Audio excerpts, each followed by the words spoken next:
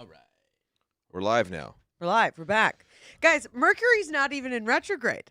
Okay. Can't even blame what happened. Do you know? Yeah, there's a program I use. So we had technical difficulties. We're back. Thank you.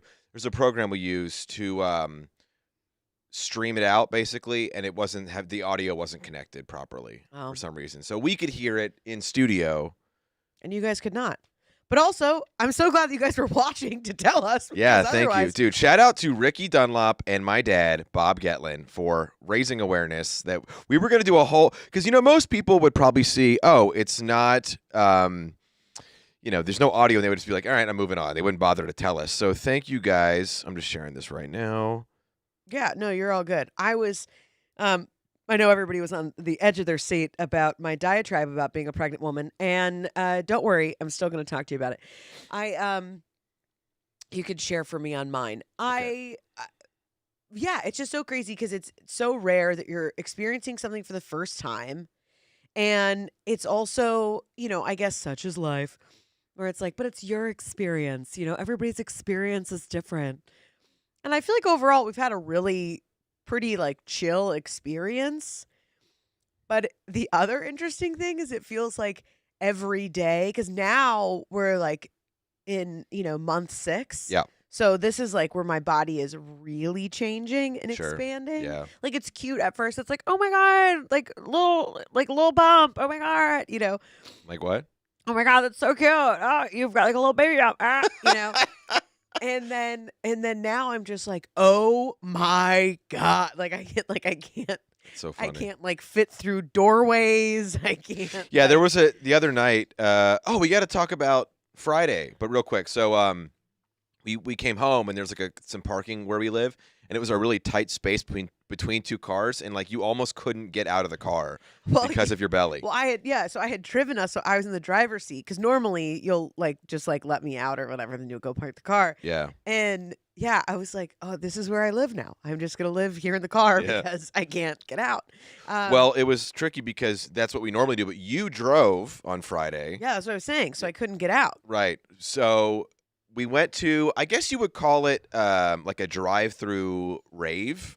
Shout out to our engineer, Scotty Young, for finding these tickets. Mm-hmm. So we basically went to an electric music festival drive-through, which I got to say, this is how I know we are pre-old people, because... I mean, you can just call us old. You know what I mean? Well, we're not old yet, but there definitely was a window in my life where I'd have been it was fine, but it was kind of lame because you couldn't dance around, you couldn't interact with other people. But here's how I knew I was old. Was because as we're going through, I'm like, oh, this would be a fun thing for kids. Yeah, that's what we thought. Yeah. Yeah, that's where I was like, and it was the first time I've ever really thought that, which I guess is good because I'm with child, so he's coming. But it's interesting now to start to, especially because I feel like I don't want, within reason, I don't want us to stop living our lives. I feel like a lot of people, they're like, oh, we've never left the house, and there's toys everywhere. I'm like, well, because you bought your kid a million toys. Sure. And you choose not to leave. Not to say that, obviously our lives are going to change drastically. I'm not naive to that.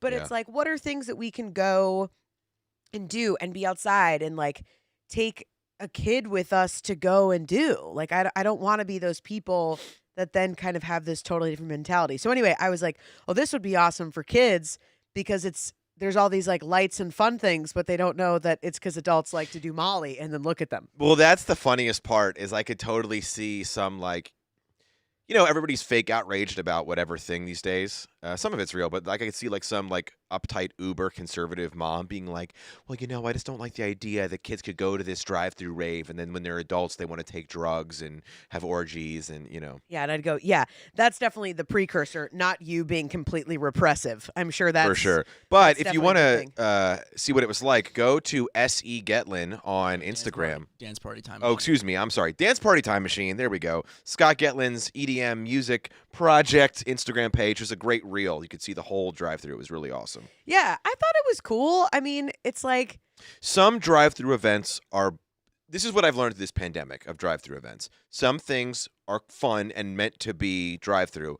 Other things don't try. There's just not... comedy shows? Yes. Speaking of comedy shows, I did my first live stand-up show in about a year this past Saturday. How was it? It was great. It felt like I hadn't stopped it. I wasn't like nervous. People were like, "Oh my god!" Like other comics were like, "Are you nervous? Do you feel ready?" I was like, "I think so." I mean, it was a very low pressure gig. Yeah. It was a private birthday show. It was probably like 40 people. They were all very fun. There were like 2 jokes. I kind of like said certain words out of order, so it didn't hit as strong. Yeah. But it was like, yeah, like, you know what? But that was right before you left. I was like, gentle reminder, all we do is talk. Right. That's So the if thing. you get up there and you're like, fuck, I don't remember these jokes, or it's not working, or Yeah.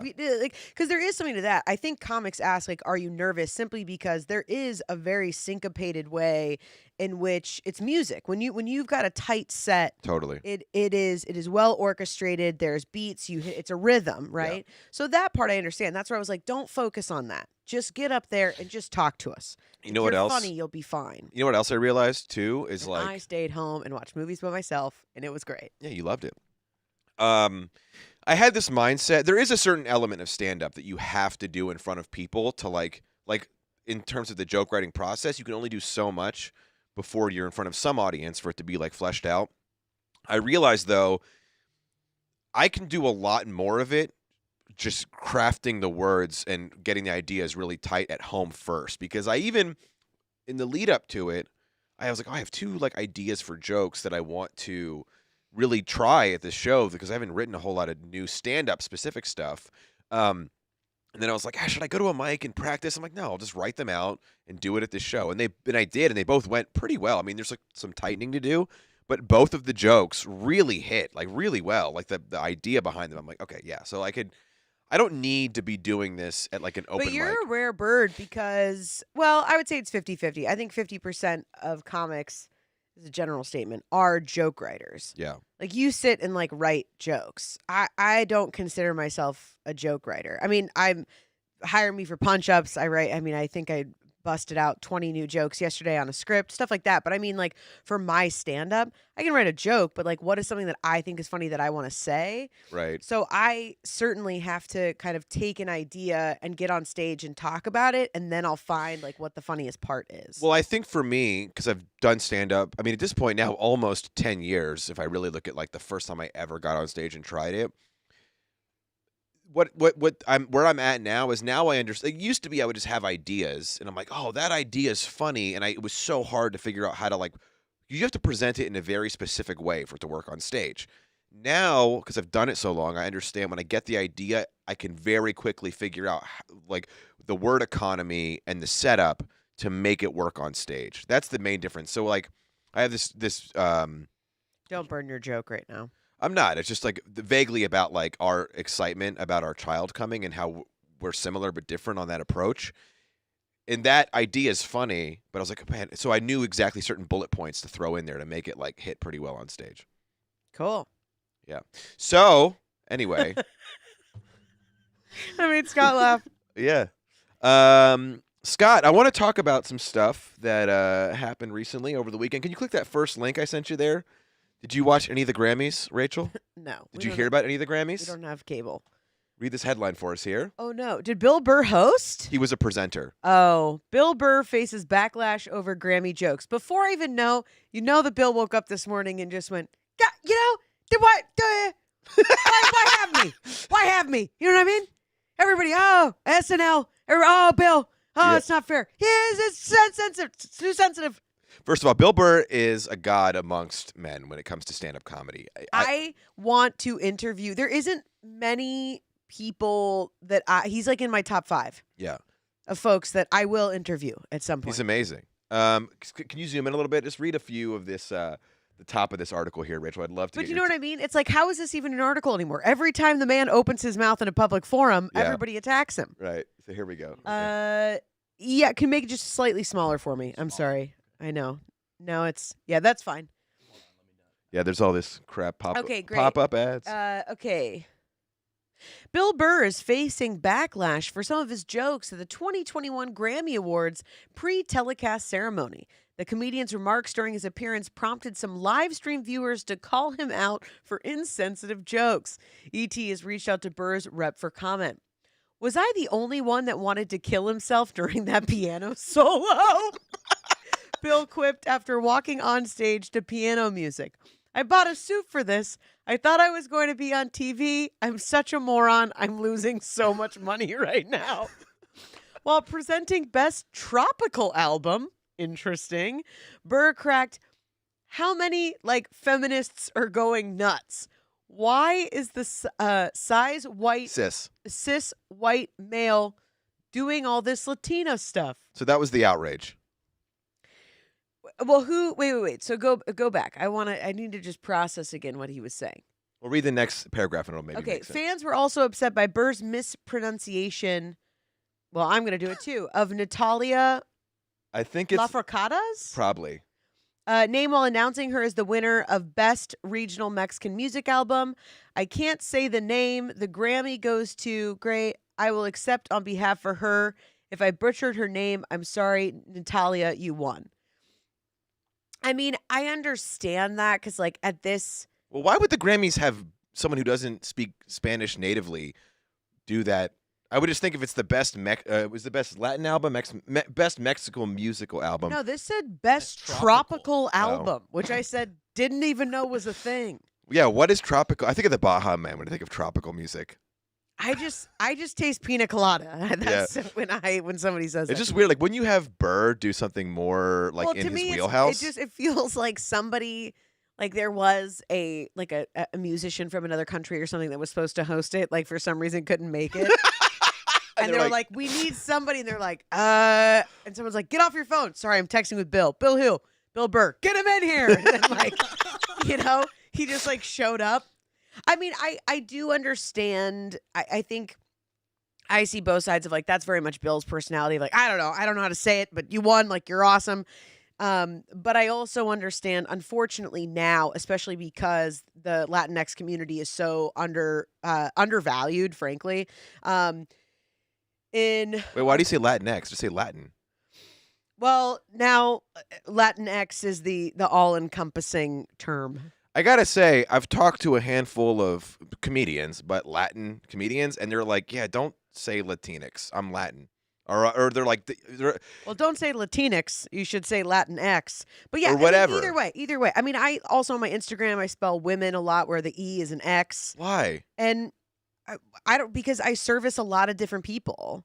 So but how is that more? I'm not.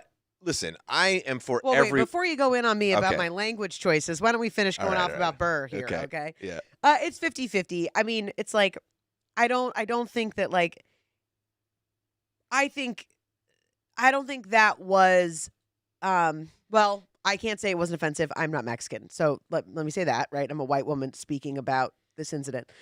But from my perspective of it, he should have learned how to pronounce her last name. It's silly that they didn't have him do that. Like that's something that like he should have figured out, certainly. Sure. But also, like have you ever met Bill Burr? Like for him to be like, how many like feminists are going nuts right now?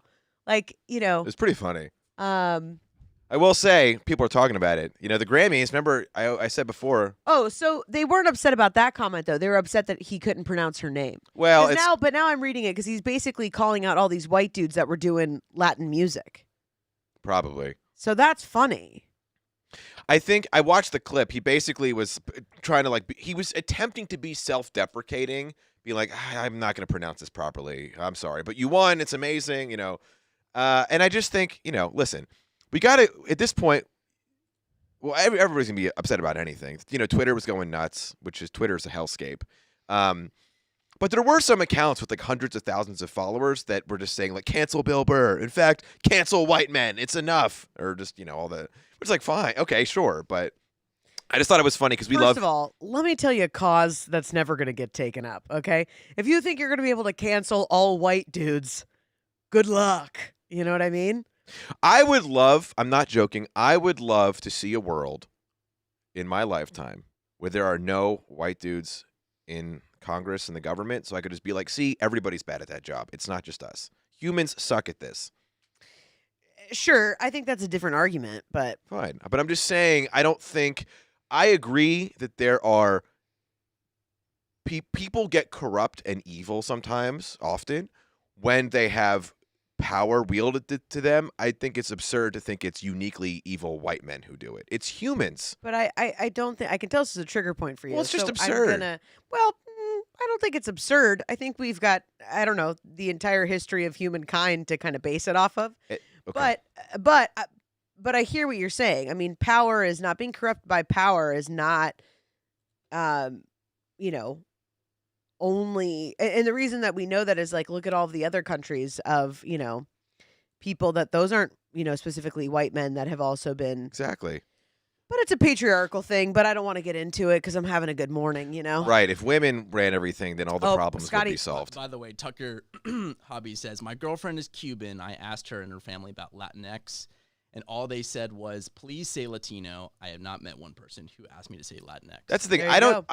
Just from my experience, the only people pushing Latinx are white people trying to be like, it's more progressive. And it's like, I'm going to refer to the group that is that thing to tell me what they want to be referred to as. Sure. Yeah. I mean, again, I just, you know. But, hey, man. I always. The intention is good. I do appreciate the intention. My intention or the intention? Most people who say Latinx, I think they believe they're doing something more inclusive. Well, but again, it's this idea of like a monolith. It's hard to decide. Like we have to make individual choices based off of the evidence in front of us of like what we should or should not do. Right? Like that makes sense to me. Tucker's like, hey, this is like the world of folks I'm actually interacting with and have a relationship with. And this is what they're telling me. Right. And then you have like Latinos in Hollywood that are like pushing for something else. So, you know, it's all about, it's like, I think it's always the willingness. I think it's the willingness of when you're dealing with somebody directly, if somebody asks you to use a different like word or pronoun or something like that, like not being like, I mean, are you sure? Because I did all this research and it's actually this. Of just going, thank you for correcting me. And then saying that thing and moving on. Yeah. Like it doesn't, that's the part of it where like, we don't have to make a meal out of this. Right. With every single person. Yeah. You know, I don't know. I love Bill Burr. I think he's angsty. I think he's honest. I think he's trying. And I think he's fallible. I think he's human. And there's something about that to me that's like, makes me like him more, that he doesn't pretend to be something he's not. I also don't feel like he's ever been non-apologetic when people have come after him. He's just like, hey man, I'm just like doing my best, you know? Sure. And there is something I think valid about that rather than this big, you know, PR to you know, he's probably like, I don't know. It's the Grammys. I didn't know what this is. Tropical album. I don't think so. Not in my house. Yeah, it's one of those examples I think of like I really believe we have trained our brains now to being like, what should we cancel next? And I don't think it is only from a place of like people are using it as like a currency thing. I think it's like we actually have like we're supposed to be, like it's almost like our nature is to look for a thing that like if we're not looking for something to cancel, we're ignoring things that does that make sense? I think anytime that we see a lot of progress, there's negative and positive progress. Yeah. And I think that the extremes of cancel culture is the negative side of honest progress. To me, that's all it is. It's like, it's fringe like anything else. Yeah. Because I do think there are elements of holding people accountable that are important. And I also think there's times where it's like, you're going on a witch hunt. I think they're two different things. So our friend, loyal fan of the show, Jamie Verono, she was like, "Hey, I just watched Bill Maher. I'm hit or miss on Bill, but he had a good panel about this on Friday. So you should watch it. You'll really enjoy it." And they were talking about the recent Burger King tweet controversy. Did you hear about this? No. You didn't hear about this? I don't. Twitter to me, hellscape. I have nothing to learn there. I don't. You know what I mean? Especially now. It's like, why go? Why would I want to go there? That's like if someone's like, want to go to a water park? Theory. Sounds great. No. Well, sounds awful. Dirty water, lots of people, sticky feet. No thanks. I see the point of that. Well, Scott, hold on. Scott, go back to that thing with the articles. Click the Burger King Twitter one because I want to get your take on this. Because as a comedian also, here we go. Read the headline here. I mean, ridiculous. Burger King apologizes and deletes tweet that said, "Women belong in the kitchen." Meant to flip the sexist phrase and promote a scholarship, the tweet was skewered. I mean, again, that's something where I'm like, how many people did this go through? But see, they were talking about this on the panel, and it was interesting because Burger King is, if you couldn't tell from how we were reading it, they first put out a tweet said women belong in the kitchen, and then immediately had like a series of tweets. It was like, and we want to help get women have the opportunities to become trained culinary chefs. We're doing a scholarship program for female chefs, et cetera, et cetera. But the whole point was to trigger if they just put the tweet out without the thing, people are like, whatever. But to get y'all riled up, what do you mean women belong in the kitchen? And then they're like, gotcha. We're supporting, helping. I mean, also, like, I don't know if Burger King is the right, like, no disrespect to Burger King, but I can't imagine some woman's dream is to be like a trained chef by Burger King corporate, right? Like, oh, I've always wanted to cook. What are you making? Whoppers. It's like, all right, well, she could be the Burger Queen. Okay, wait a minute. There was a scholarship for people to learn to cook for Burger King, or they were sending people to culinary school. Those are two different things. I actually don't know specifically if it was. I'm assuming Let's see. We hear you. We got our initial tweet wrong, and we're sorry. Our aim was to draw attention to the fact that only 20% of professional chefs in the UK kitchens are women, and to help change that by awarding culinary scholarships. We will do better next time. Okay, yeah, I think they were being submersive.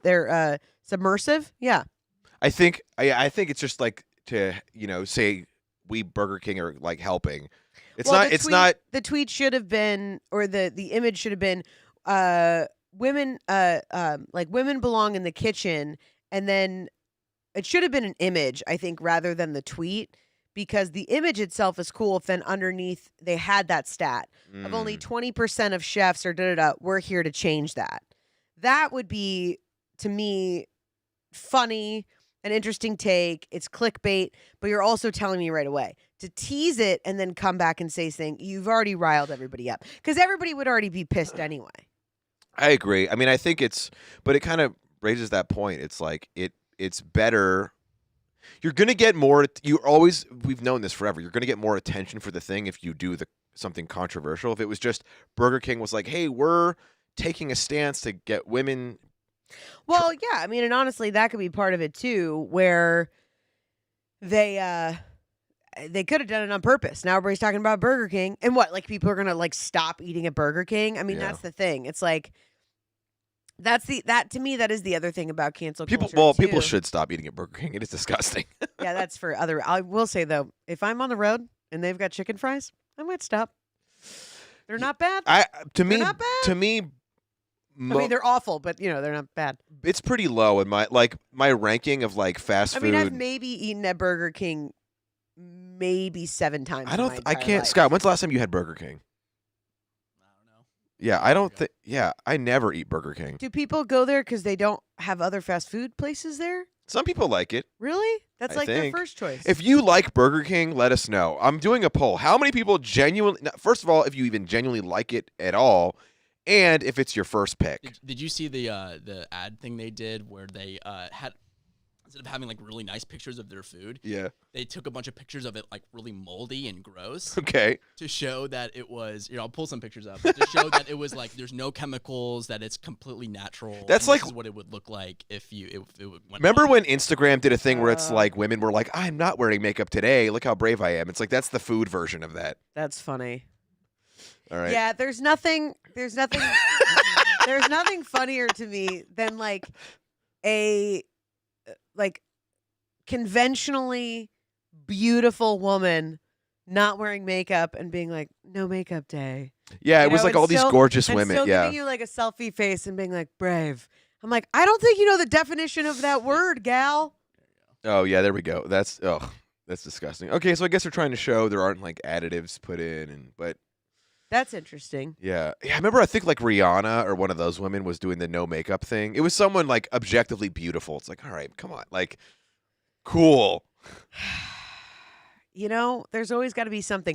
Well, here's the other reason why I have learned that no matter what you say, people will find a way to make it make sense for them. So like a lot of the motivational stuff that I'll post on Instagram. Yeah.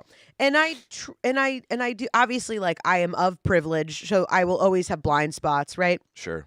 And occasionally there's folks that are other, healers that are either like marginalized or of different communities, etc., that will comment and say like, have you thought about this thing in regards to privilege? I'm like, I hadn't. That's awesome. That's a great thing. Because they're just offering something. They're not coming after me, but being like, hey, I love what you're saying. Also keep in mind, like, not everybody has the privilege to potentially make that decision, right? Which is totally valid. Yeah. And a lot of times what I try to talk about is not circumstance, but of like soul related stuff where it's like, so it doesn't matter what your circumstances are. Like, obviously life is easier when you have privilege, like that goes without saying. Right. But it's just as far as like the way of like the relationships we choose to be in, like our self-awareness, those things, right?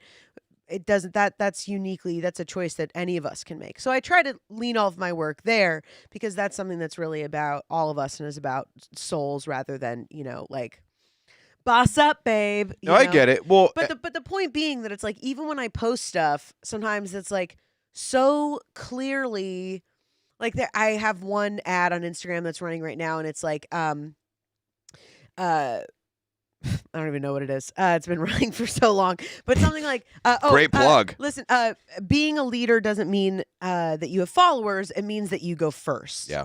Right. Just that idea of like, everybody has a purpose. Everybody wants to do something, but it's like, oh, I can't do it till I've got all these things. It's like, no, it doesn't matter. Like, you just got to step out and do it. And the amount of people, I mean, most people are like, love this. This is great. Like, this is what I needed to see today or whatever. Like, or we'll ask more questions. Like, they understand it. And then there's always the people, which that like have some contrarian, well, did you think about this thing? Of course. Or not all. And I want to be like, you're the kid that in fucking class, your teacher would have like said a word wrong or something, and we all move on. It's fine. And then they're like, you didn't say that right.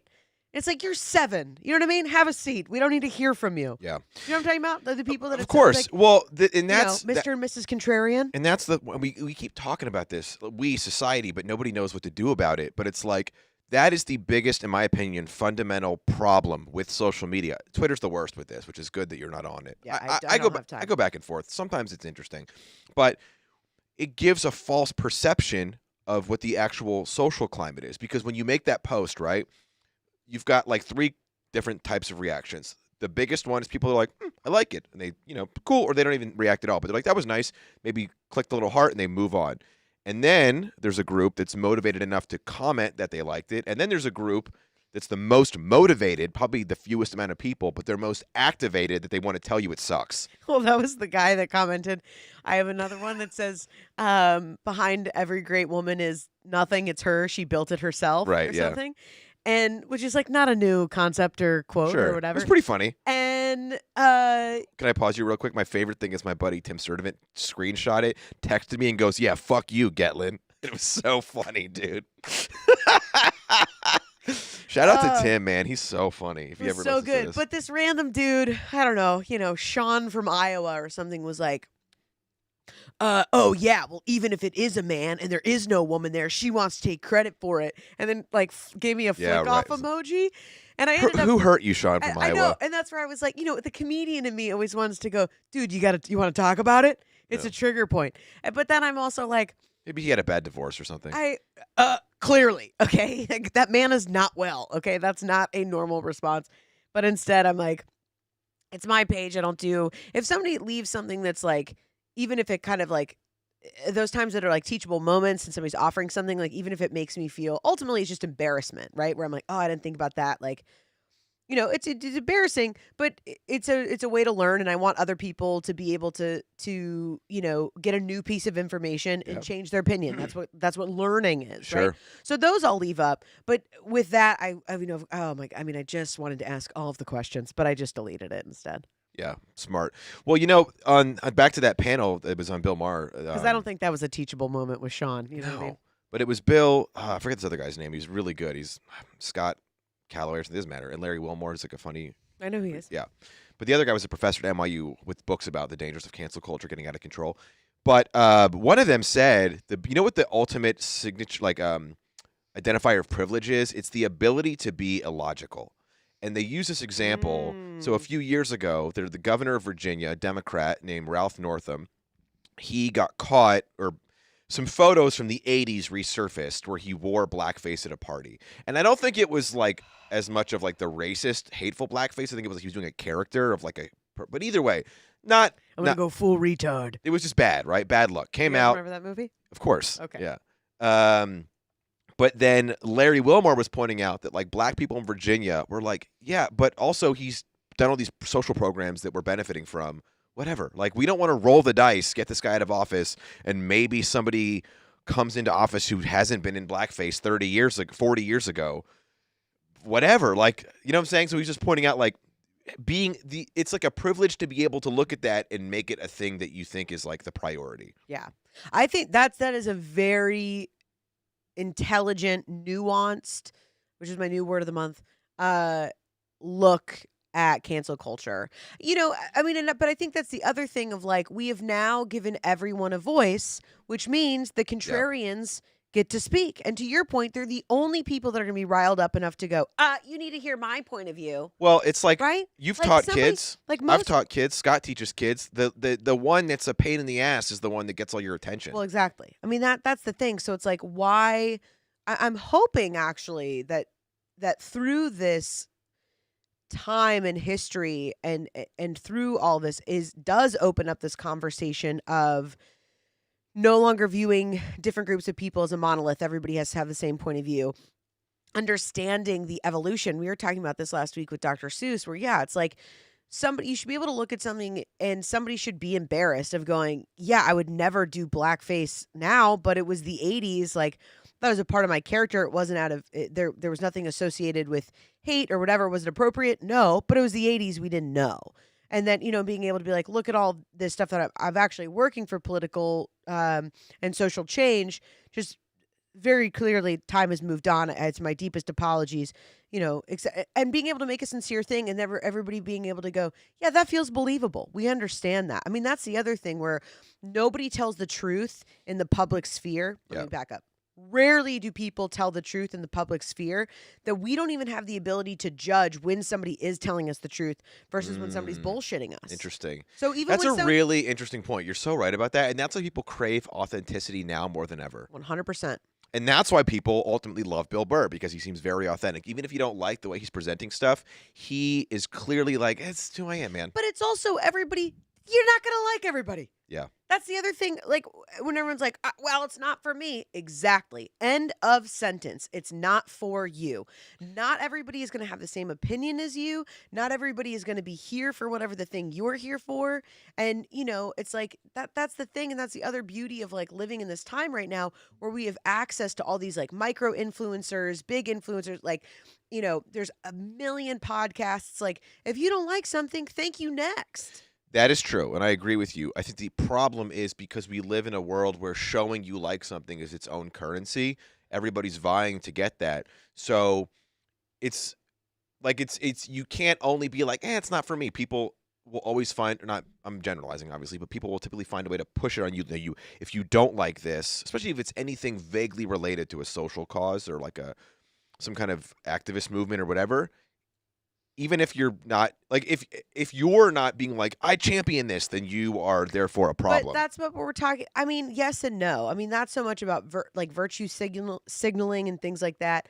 And obviously, if you've watched any episode of this show, you know that I have devoted a lot of my time to and energy to anti-racism. And that's a huge thing, too, where you'll read from, and I always say that I follow a lot of different voices within Black leadership.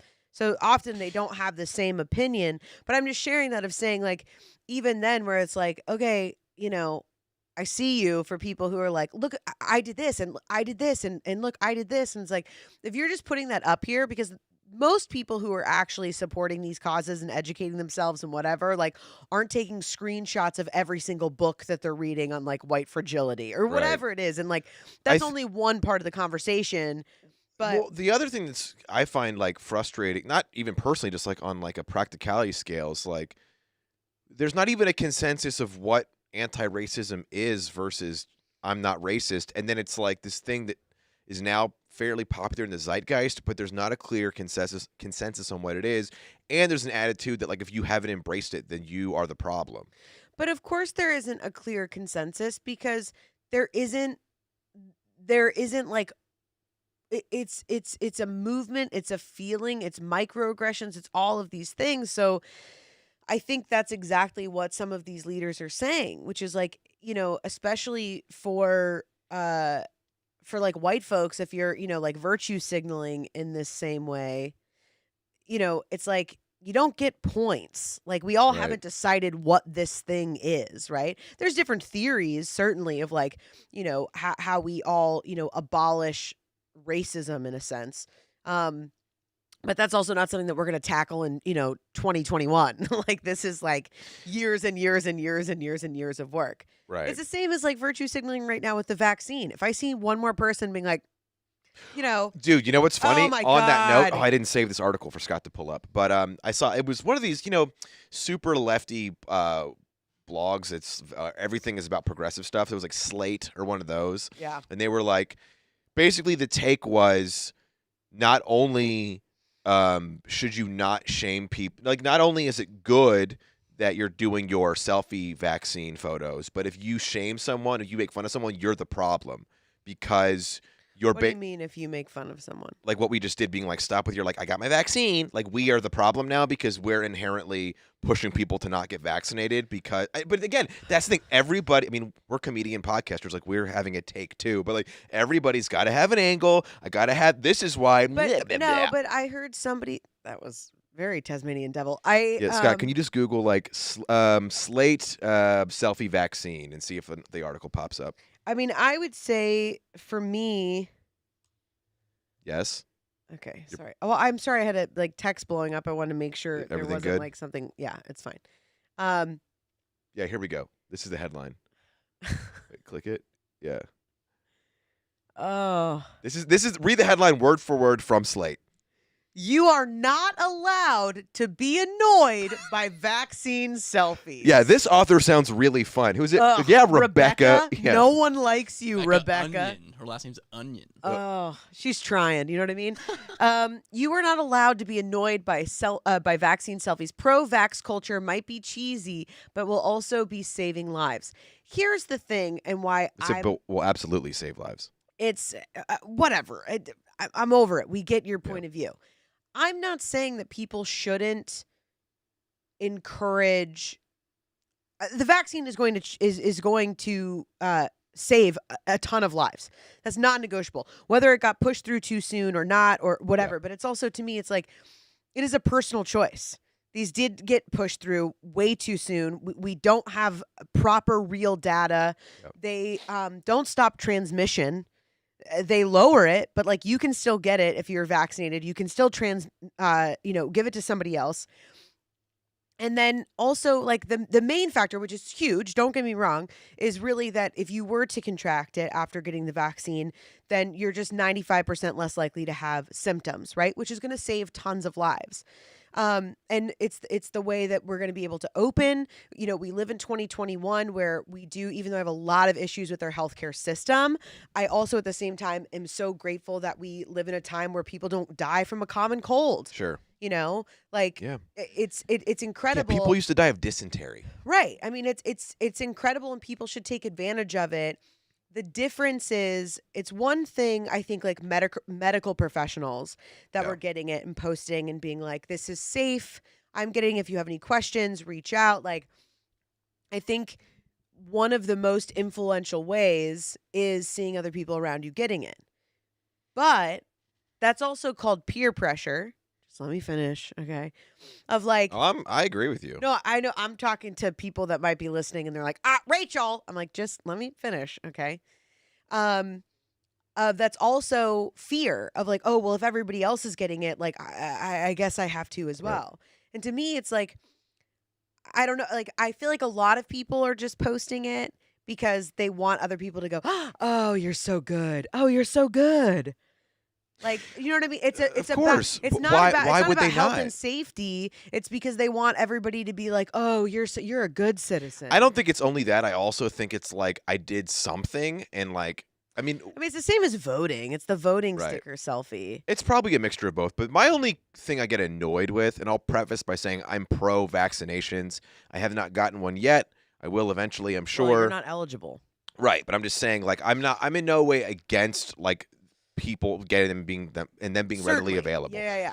But something, and we talked about this at home, and I was like, the thing that's crazy to me, if you believe in the sentence "my body, my choice," which typically refers to like women's autonomy over their own bodies, which I also support in almost all cases. If you really believe in that sentence, "my body, my choice," it needs to apply to anything. So you can't be someone who believes "my body, my choice," but you also have to get the vaccine even if you don't feel like it's safe or you just don't want to or whatever. Like, okay, well, then is it your – well, no. Well, I guess in this case, it doesn't count because if you don't get the vaccine, you might be killing someone. It's like, well, people who are anti-abortion say the same thing about fetuses. They think you're murdering a baby. Like, you know what I'm saying? Like people's – you either make the rule and apply it across the board or admit your a la carting logic.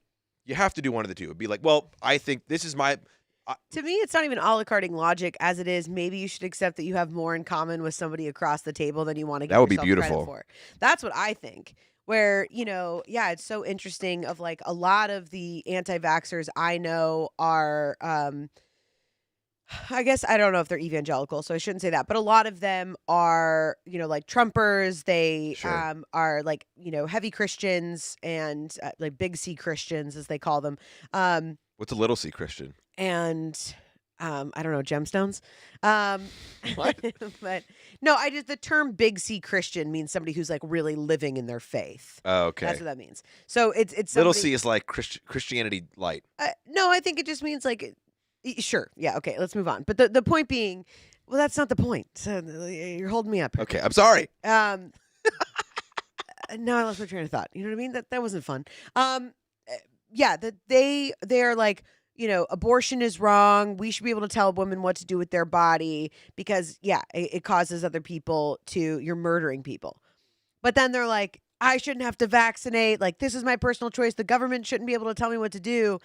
And to me, the fact that people can't acknowledge that dissonance is mind-boggling to me. It's not to me. People have done it for all of human history, and they will continue to do it, which I is why I know, but it's mind-boggling to me because I'm like, why are we unable to say, I recognize that, but this is just what I believe on this side? Like, it's when people keep trying to fight rather than just accepting that they are welcome. Like, you're welcome to believe whatever you want, and you're also welcome to believe things that are, in contradiction of themselves. Sure. But then I don't think you should crucify people on the other side of the table because they have a different opinion than you. Did somebody write something? Bob Gettlin says selfies, ... just another way to get attention, ... Total Okay. attention deficit disorder, major malady of our times. I will Yeah. say thank you, Dad. Shout out Bob Gettlin for listening and commenting. So this is interesting, too, on the selfie thing, because you and I were talking about this. Because there's this conception now, or perception, rather. I think that's the right word. Yeah, there's this perception today that the world, especially us and Gen Z, we're so obsessed with ourselves because of, like, selfie culture and social media. And you pointed out, you're like, Oh, I'm taking this bit to the stage, but I'll burn it right here, which was like, I am so tired. Everyone's like, well, this generation, all they're doing is competing with each other and social media has ruined everything. I'm like, I'm sorry. This whole term of like keeping up with the Joneses, that came up in the 50s. Okay, boomers. So don't be coming after us saying that we're the ones, you had to get the new Ford, or you had to get the new refrigerator. The idea of people competing with each other, that's another human thing. We're just seeing it in a whole new light now. Yeah. Can I talk about the boomers for a second? And my dad, I know you're watching. I love you. I have a lot of boomers that I love dearly. My parents, your parents. They're kind of Gen X boomer adjacent, but, I think my dad's might technically be a boomer. I don't know. He's 59. I just had I'm repeating a little bit of stuff that I've heard from a mixture of different media voices that have thrown this out there. But the boomers, they came up, like, they had this amazing movement in the 60s, right, where they fought against civil rights, or fought for civil rights rather. And Well, some people fought against it, yeah. Right, but the movement of the boomers is you think of them as like the generation that protested Vietnam, the generation that fought for civil rights, this, that, and the other. And then now, though, it's like it really kind of feels like they don't want to pass the torch to the younger generation to be able to dictate the way things are. I mean, even if you look at our politics, right? Who runs the country? It was Trump, Biden, Nancy Pelosi. Before that, it was Bush. There are all these like super old people that don't want to let like a new wave of like things come in, and they constantly blame us and the Z's of like ruining everything. And it's like, dude, I didn't make 2008 happen. dude, our generation didn't get us into a war in Iraq over nonsense. Our generation didn't cause the climate to, I mean, I know there's debate around it, but at least like ramp up climate destruction. Our generation didn't cause the housing crisis. Like our generation also was fed from childhood, go to college, work hard, everything will work out for you. And now we have this like insane ideological university system run by the boomer generation that just indoctrinates kids with things that are totally impractical in the workforce. Dude, you are coming for these boomers. Listen, I love boomers as individuals, like my parents, and like I said, like they've done a lot for us. But just this, But I also think this is just the turning over of seasons. I Sure. think it always exists this way. Again, I think this is a passing of generational torch. Yeah. I think it's always that way. I mean, I hear all of those things, obviously, but and I don't disagree with you at all. But I also think it's like it's always like that. I mean, the generation before that was looking, the generation that was really oppressive of the hippies in the 60s, it was the same thing. Of like, oh, all these kids are ruining. That's why. Yeah, That's yeah. actually why I am not here for the argument of like, anytime I hear, and this is more of like a right opinion. Far right, which is like, the world is ending, and like I know. and When people say that, I'm like, but all right, no, dude. but especially too because like in the Bible that Jesus has promised in the end that he is going to come back, and that's when the resurrection will happen, and that there will be floods, and there will be, so there's kind of this lead up of all these awful things that are going to happen, and everybody, not everybody, but a handful of Christians that I know quite personally, and they're like, we're seeing this, it is the end of times, and I'm like, what, have you just been asleep the rest of your life? You lived through the 60s. You lived through the Cuban Missile Crisis. Hold on. No, let me finish. Okay. You've lived through all these things, and suddenly now this is the end.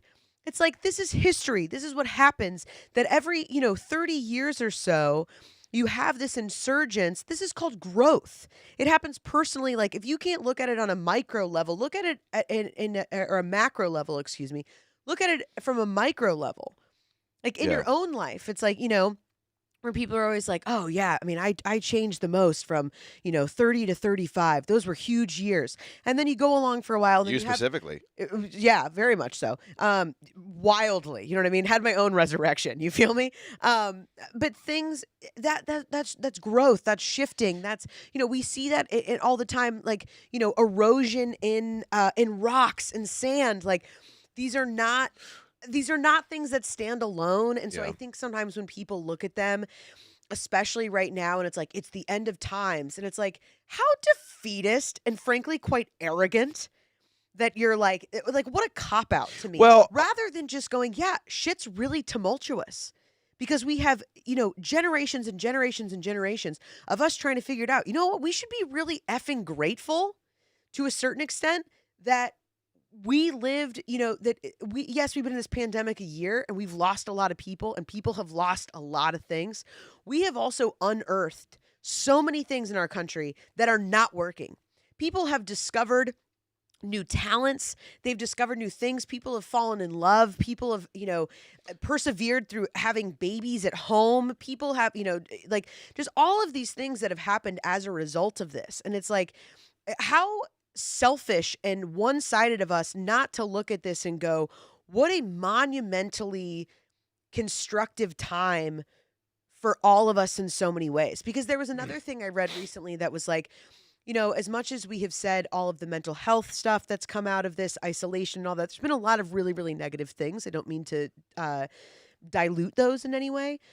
But also to say that the system we were operating in before also wasn't causing massive problems is such an oversight. To say, like, asking people to work as much as they were, not talking about minimum wage, not talking about these things on a global level, not talking about anti-racism, not talking about, white feminism, not talking about but the billionaire class, all these things that we weren't talking about because we were just in this, churned system going over and over and over again.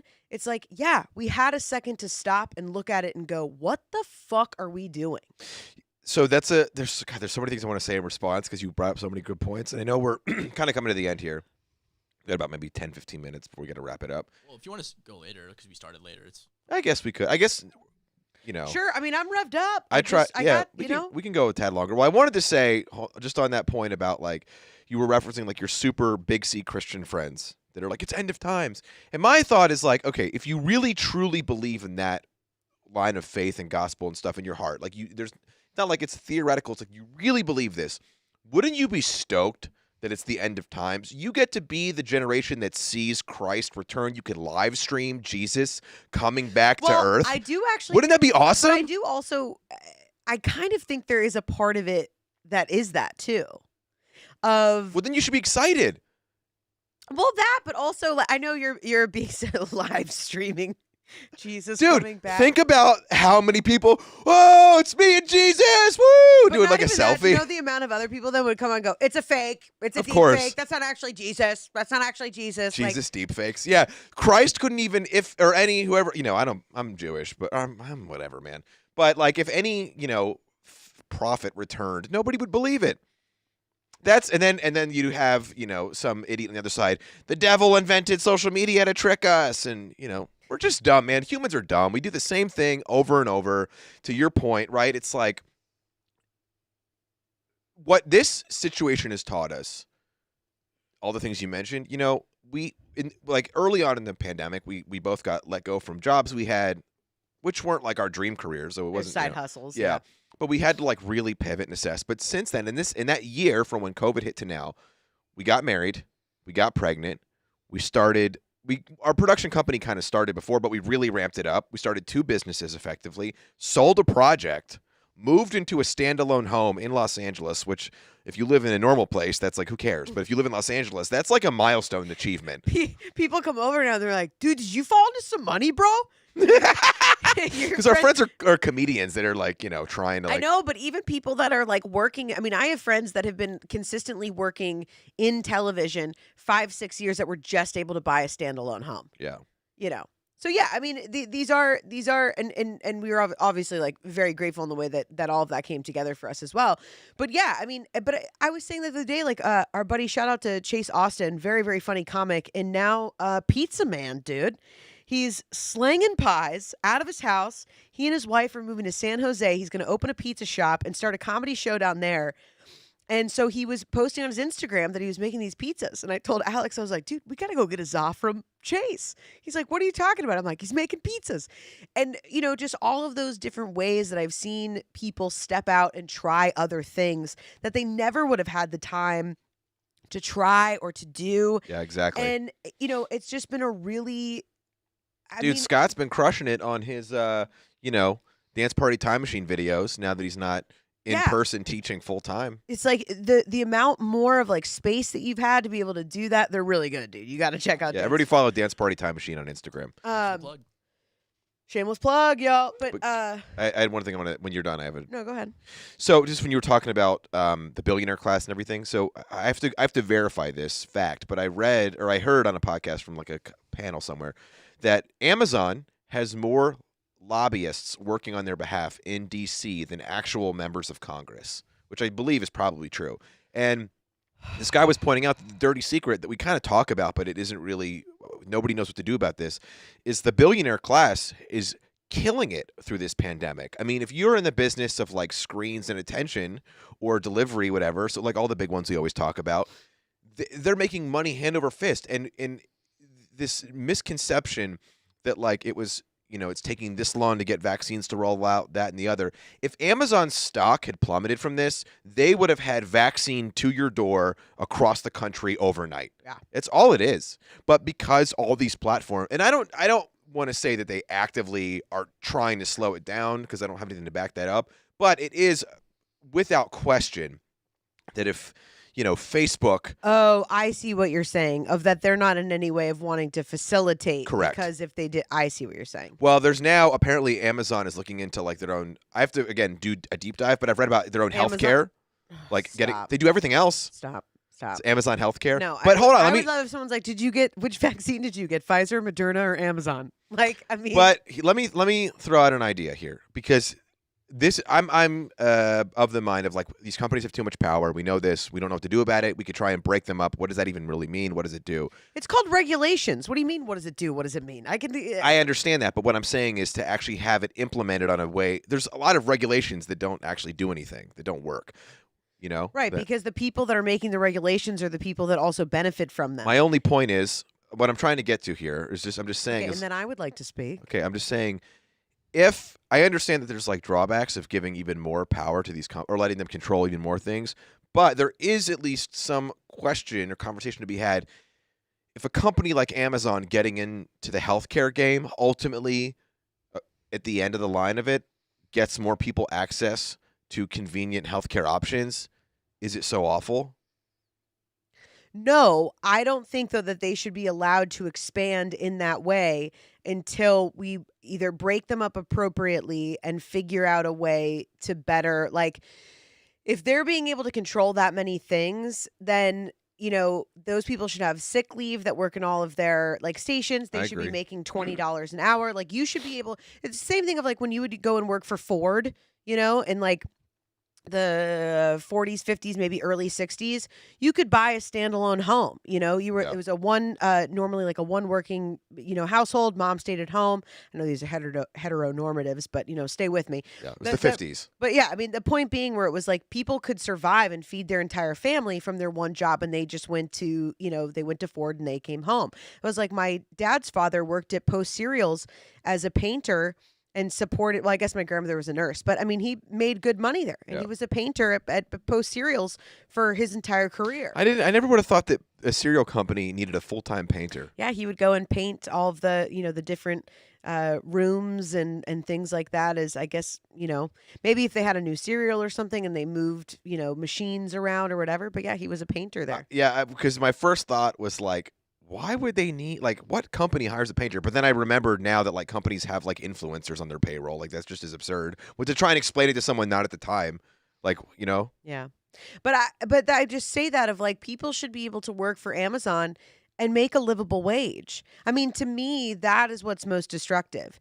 To me, it's fine. If we now, or not it's fine, but I accept that we live in a digital age. I accept that there is a billionaire class. And frankly, they're billionaires because they're providing services at a massive rate. So we are benefiting in many ways.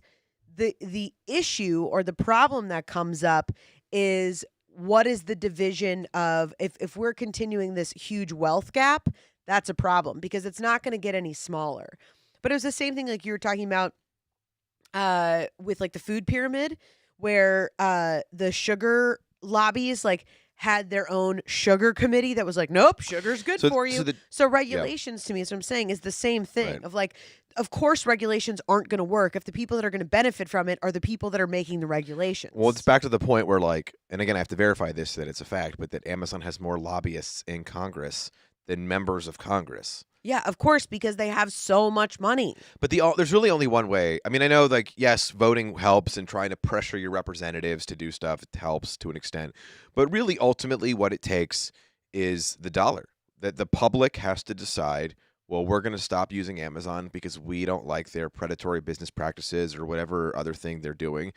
And it's like, are people willing to do that? I mean, we use Amazon. I mean, I try not to in certain circumstances, but even think about all the things that we've gotten for you with the baby coming. And it's like just the time we didn't have to spend going out to a store to get it. Like, you know, I understand, but, and I hear what you're saying.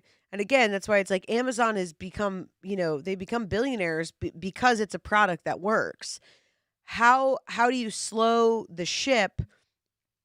I don't know. I mean, it is a huge, you know, question and issue, but I think it's also takes, you know, us really talking about this over and over, because it could be another 10 years of them growing and growing, but eventually it will get broken up in the same way of like, we've always seen that it'll hit a peak, it'll hit a bubble, and then boom, it explodes because it doesn't work anymore. So I do have faith that although it's not going to be fair because we're humans and we live in a world that is not fair, that's just, in my opinion, it's a game that is designed that way in order for our souls to come and learn new lessons. And that's just what I believe. It's fine. That's a TED Talk for a different day. But I do think that anytime we've seen something get, way too powerful, it'll get broken up. And it's really going to get broken up when it's really at the disservice of the government. That's when it's actually going to happen. You know who's too powerful and should get broken up is the federal government. Well, yeah, that too, but we've already been going for an hour. You know what I mean? I Who's know. got that kind of time? All right, guys. Well, this has been I almost said house rules. Common Ground for March 14th. Is that what today is? 15th. That was a day off. We'll be back next Monday, per usual. I am Alex Gettlin. I'm Rachel LaForce. We'll see you next week. Bye. Woo!